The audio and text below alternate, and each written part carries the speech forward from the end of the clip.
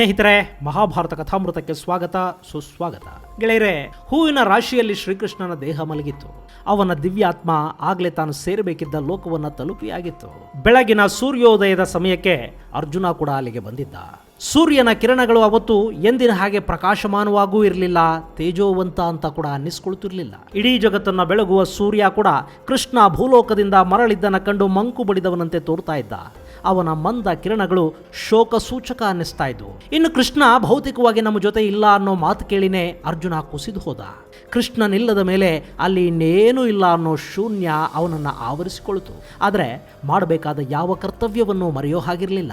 ಕರ್ತವ್ಯ ಮೂಢನಾಗಬೇಡ ಅನ್ನೋದೇ ತಾನೇ ಕೃಷ್ಣ ಅರ್ಜುನನಿಗೆ ಪದೇ ಪದೇ ಹೇಳಿದ್ದ ಮಾತು. ಹೀಗಾಗಿ ತನ್ನಲ್ಲಿ ಮಾಡಬೇಕಿದ್ದ ಎಲ್ಲ ಕೆಲಸಗಳನ್ನೂ ನೆರವೇರಿಸಿದ ಅರ್ಜುನ ಅಲ್ಲಿದ್ದವರೆಲ್ಲರ ಜೊತೆ ದ್ವಾರಕಾ ನಗರಕ್ಕೆ ಬಂದ.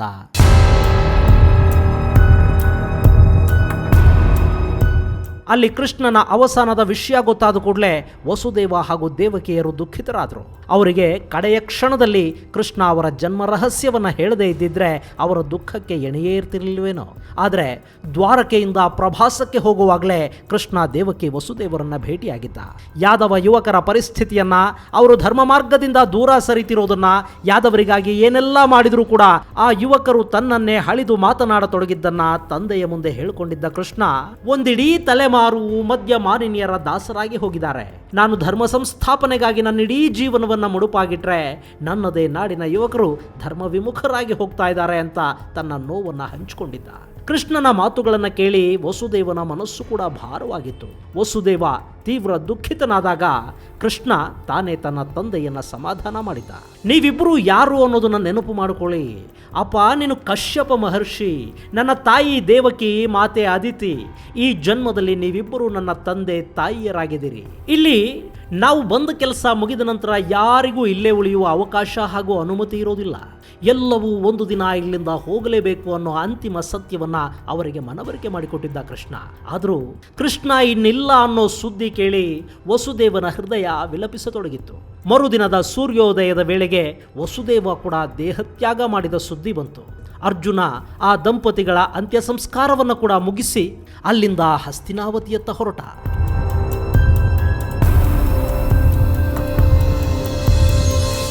ಕೃಷ್ಣನೇ ಇಲ್ಲದ ಮೇಲೆ ಯಾವುದರಲ್ಲೂ ಜೀವವಿಲ್ಲ ಅನ್ನಿಸತೊಡಗಿತ್ತು ಅರ್ಜುನನಿಗೆ. ದ್ವಾರಕೆಯ ಮೇಲೆ ಈ ಹಿಂದೆ ಅವನಿಗಿದ್ದ ಪ್ರೀತಿ ಮಮಕಾರಗಳು ಈಗ ಹುಟ್ಟಲಿಲ್ಲ. ಅಲ್ಲಿನ್ನೇನಿತ್ತು? ಯಾದವರು ಸಾವಿಗೀಡಾದ ಸುದ್ದಿ ಕೇಳಿ ಸಾಕಷ್ಟು ಜನ ಹೆಣ್ಣು ಮಕ್ಕಳು ತಾವು ಕೂಡ ಸಹಗಮನ ಮಾಡಿ ಚಿತೆ ಏರಿದರು. ಇನ್ನುಳಿದ ಕೆಲವರು ದುಃಖದಿಂದಲೇ ಸಾವಿಗೀಡಾದರು. ಇದೆಲ್ಲದರ ಮೇಲೂ ಉಳಿದವರನ್ನ ಅರ್ಜುನ ಅಲ್ಲಿಂದ ಹಸ್ತಿನಾವತಿಗೆ ಕರೆದೊಯ್ಯತೊಡಗಿದ್ದ. ಅವನಿಗೆ ಜೀವನದ ಉತ್ಸಾಹವೇ ಬತ್ತಿ ಹೋದ ಹಾಗಾಗಿತ್ತು. ಯಾವುದರಲ್ಲೂ ಆಸಕ್ತಿ ಇಲ್ಲ. ಅನ್ಯಮನಸ್ಕನಾಗಿ ತನ್ನನ್ನು ಯಾರೋ ನಡೆಸ್ತಿದ್ದಾರೆ ಅನ್ನೋ ಹಾಗೆ ಯಾಂತ್ರಿಕವಾಗಿ ಎಲ್ಲ ಕೆಲಸಗಳನ್ನೂ ಮಾಡ್ತಿದ್ದ ಅರ್ಜುನ ಹೆಣ್ಣು ಮಕ್ಕಳು, ವೃದ್ಧರು, ಮಕ್ಕಳನ್ನ ಕರ್ಕೊಂಡು ದ್ವಾರಕೆಯಿಂದ ಹಸ್ತಿನಾವತಿಯ ಕಡೆಗೆ ನಡೀತಾನೆ. ಅವನು ದ್ವಾರಕೆಯ ಗಡಿಯನ್ನ ದಾಟ್ತಿದ್ದ ಹಾಗೆ ನುಗ್ಗಿ ಬಂದ ಸಮುದ್ರ ದ್ವಾರಕೆಯನ್ನ ಆಪೋಷಣ ತಗೊಳ್ತು. ಅದನ್ನ ಕಂಡ ಅರ್ಜುನನ ಕಣ್ಣಲ್ಲಿ ಅಶ್ರುಧಾರೆ ಸುರಿಯತೊಡಗ್ತು.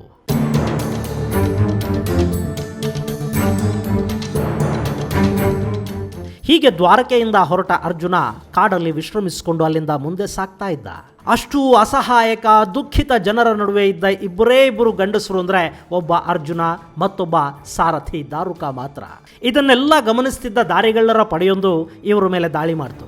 ಅವರನ್ನು ಎದುರಿಸಿ ಹಿಮ್ಮೆಟ್ಟಿಸಿ ತನ್ನ ಜೊತೆಯಲ್ಲಿದ್ದವರನ್ನು ಕಾಪಾಡಬೇಕು ಅಂತ ಅರ್ಜುನ ತನ್ನ ಬಿಲ್ಲು ಬಾಣಗಳನ್ನು ಕೈಗೆತ್ಕೊಳ್ತಾನೆ. ಆದರೆ ಅವನಿಗೆ ಬಾಣ ಹೂಡೋದಕ್ಕೆ ಕೂಡ ಸಾಧ್ಯವಾಗ್ತಿಲ್ಲ, ಗುರಿ ಇಡೋದಕ್ಕೂ ಆಗ್ತಾ ಇಲ್ಲ.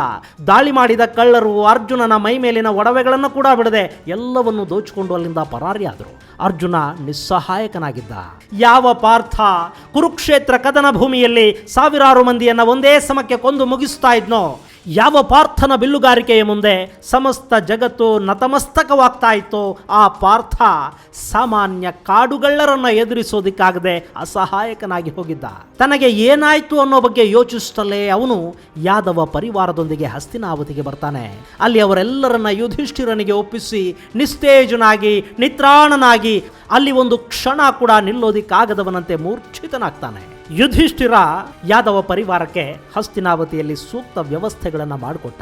ಶುಶ್ರೂಷೆಯ ನಂತರ ಸುಧಾರಿಸಿಕೊಂಡ ಅರ್ಜುನ ದ್ವಾರಕೆಯಲ್ಲಿ ಹಾಗೂ ಸೋಮನಾಥದಲ್ಲಿ ನಡೆದ ಎಲ್ಲ ಘಟನೆಗಳನ್ನ ತನ್ನ ಅನುಜರಿಗೆ ಪಾಂಚಾಲಿಗೆ ವಿವರಿಸಿ ಹೇಳಿದ್ದ. ಕೃಷ್ಣನನ್ನ ಕಳ್ಕೊಂಡ ನಂತರ ತಾನು ಜೀವನದಲ್ಲಿ ಆಸಕ್ತಿಯನ್ನೇ ಕಳ್ಕೊಂಡ ಹಾಗಾಗಿದೆ ಅನ್ನೋದನ್ನ ತಿಳಿಸಿ ಕಣ್ಣೀರು ಹಾಕ್ಕೊಂಡ ಅರ್ಜುನ. ಅಲ್ಲಿ ಕೃಷ್ಣನ ಅಗಲಿಕೆ ಪಾಂಡವರೈವರನ್ನ ಹಾಗೂ ದ್ರೌಪದಿಯನ್ನು ಕೂಡ ಇನ್ನಿಲ್ಲದಂತೆ ದುಃಖಿತರನ್ನಾಗಿಸಿತ್ತು. ಯುಧಿಷ್ಠಿರನ ಮನಸ್ಸು ಭಾರವಾಯಿತು. ತಮಗಾಗಿ ಸದಾ ಕಾಲ ಎಂಥ ಸಂಕಷ್ಟದ ಸಮಯದಲ್ಲೂ ಎಂಥ ಸಾಹಸಕ್ಕೂ ಕೈ ಹಾಕ್ತಿದ್ದ ಆಪದ್ಬಾಂಧವ ಶ್ರೀಕೃಷ್ಣ ಇನ್ನಿಲ್ಲ ಅನ್ನೋದನ್ನು ಅರಗಿಸಿಕೊಳ್ಳೋದಕ್ಕೆ ಧರ್ಮನಂದನನಿಗೆ ಸಾಧ್ಯವಾಗ್ತಿಲ್ಲ. ಅವನಿಗೆ ಕೆಲ ದಿನಗಳ ಹಿಂದಿನ ಘಟನೆ ನೆನಪಾಯಿತು. ಅವತ್ತು ಅವನನ್ನ ರಾತ್ರಿಯ ಕನಸಲ್ಲಿ ಭೇಟಿಯಾಗಿದ್ದ ಕಲಿಪುರುಷ ಹೇಳಿದ ಮಾತುಗಳು ನೆನಪಾದವು. ಅವತ್ತು ಧರ್ಮನಂದನ ಬೆಳ್ಳಂಬೆಳಿಗ್ಗೆ ಮಂತ್ರಾಲೋಚನಾ ಸಭೆಯಲ್ಲಿ ಕುಳಿತಿದ್ದ. ಬೇರೆ ಬೇರೆ ವಿಭಾಗಗಳ ಅಧಿಕಾರಿಗಳು ಮಂತ್ರಿಗಳಿಂದ ವರದಿಗಳನ್ನು ಸಂಗ್ರಹಿಸುವ ಸಮಯ ಅದು. ಅವತ್ತಲ್ಲಿಗೆ ದೇಶ ಪರ್ಯಟನೆಯನ್ನು ಮುಗಿಸಿದ್ದ ಬೇಹುಗಾರರ ಮುಖ್ಯ ಪಡೆಯೊಂದು ಬಂದಿತ್ತು. ಅವರು ಯುಧಿಷ್ಠಿರನಿಗೆ ದೇಶದ ಜನರ ಸುಖ ಸಂತೋಷಗಳ ಬಗ್ಗೆ, ಗಡಿ ಭದ್ರತೆಯ ಬಗ್ಗೆ ಮತ್ತು ಜನರ ಸುಖ ದುಃಖಗಳ ಬಗ್ಗೆ ವರದಿಯನ್ನು ಕೊಡಬೇಕಿತ್ತು. ಎಲ್ಲವನ್ನೂ ಅವರ ಬಾಯಿಂದ ಕೇಳಿದ ಯುಧಿಷ್ಠಿರ ರಾಜ್ಯದಲ್ಲಿ ಕಾನೂನು ಸುವ್ಯವಸ್ಥೆಯ ಪಾಲನೆ ಹೇಗಾಗ್ತಿದೆ, ನಮ್ಮ ಬಗ್ಗೆ, ನಮ್ಮ ಆಡಳಿತದ ಬಗ್ಗೆ ಜನ ಏನು ಮಾತಾಡ್ತಿದ್ದಾರೆ ಅಂತ ಕೇಳಿದ್ದ. ಆ ಪ್ರಶ್ನೆಗೆ ಉತ್ತರ ಹೇಳೋದಕ್ಕೆ ಆ ಬೇಹುಗಾರರು ತಡಬಡಾಯಿಸೋದಕ್ಕೆ ಶುರು ಮಾಡಿದರು. ಸುದ್ದಿ ನಮಗೆ ಅಹಿತವಾದರೂ ಸರಿ, ನಮ್ಮ ಮನಸ್ಸನ್ನು ಪ್ರಸನ್ನಗೊಳಿಸದೇ ಇರುವಂಥದ್ದಾದರೂ ಸರಿ, ಹೇಳಬೇಕಾದದ್ದು ನಿಮ್ಮ ಕರ್ತವ್ಯ. ಅದು ಎಂಥ ಸುದ್ದಿ ಆದರೂ, ಎಷ್ಟೇ ಕರುಣ ಕಠೋರವಾದ ವಿಷಯ ಆದರೂ ಅದನ್ನು ಕೇಳಿದ ನಂತರ ನಿಮಗೆ ಯಾವ ಅಪಾಯವೂ ಆಗಲಾರದು. ನಾನು ನಿಮಗೆ ಅಭಯ ಪ್ರದಾನವನ್ನು ಮಾಡ್ತಾ ಇದ್ದೀನಿ. ಏನು ವಿಷಯ, ಯಾವುದನ್ನು ಮರೆಮಾಚದೆ ನನಗೆ ತಿಳಿಸಿ ಅಂತ ಅಪ್ಪಣೆ ಕೊಡಿಸಿದ್ದ ಯುಧಿಷ್ಠಿರ.